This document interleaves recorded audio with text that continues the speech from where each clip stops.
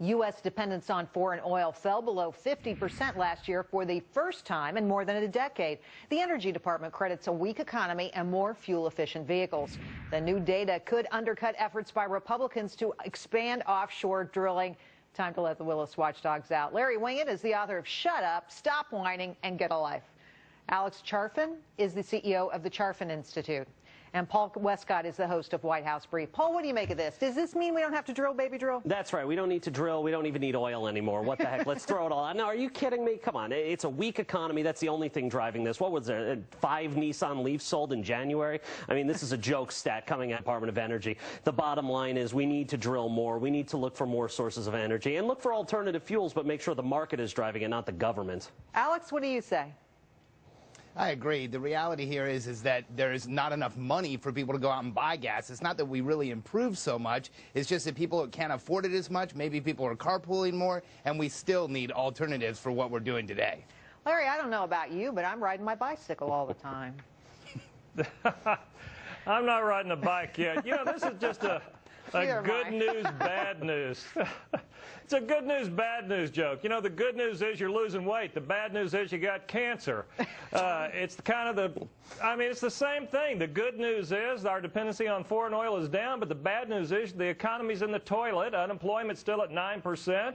Housing market's down the tubes, and all of our governments are broke. So I think the numbers are a joke, too. Well, good analysis, Larry. Okay, the SEC is facing a $94 million claim after it backed out of a deal to lease office space in Washington.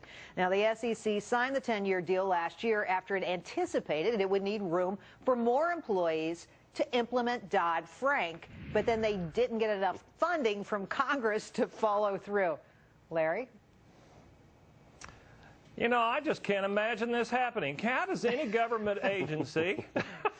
Yeah, you're right, it's a joke. Go out and spend money they don't have yet, or make mistakes like this, especially an agency that is supposed to be holding all the rest of the world to a little higher level there, and then they do something like this? Come on, it's just a typical government screw-up, and, you know, it's going to cost the taxpayers a lot of money we don't have.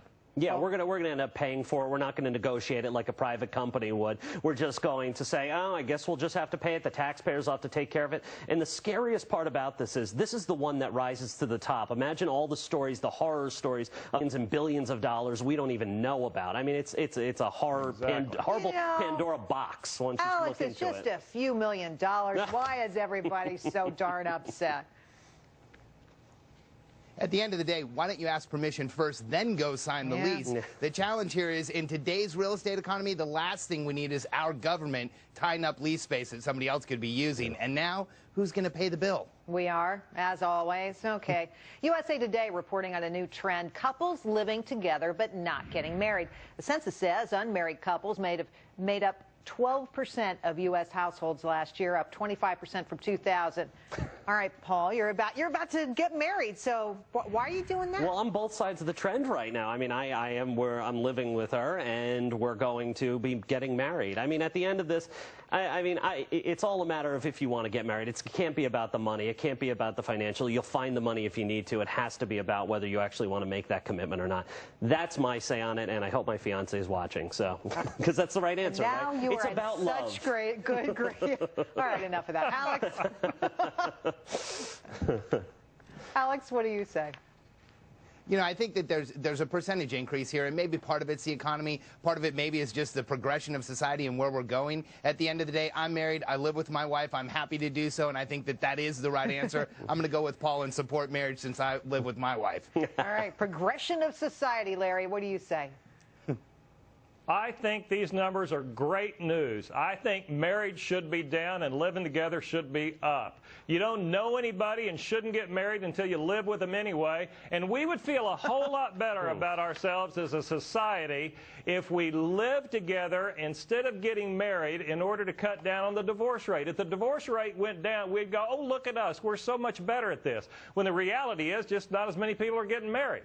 Well, convoluted topic, I think. Very difficult to understand, but Paul, we are glad you're getting married. Glad you're joining the tribe. All right. Congratulations. Safe way to answer it. So much trouble. Larry, Alex, Paul, thank you so much. Great job, everybody. All right, apparently Newt Gingrich's family was doing more than having breakfast at Tiffany's, racking up a $500,000 bill at the jewelry store. And he's not the first to fall victim to over-shopping. Up next, John Altheimer is here with warnings about those credit cards retailers keep pushing on you.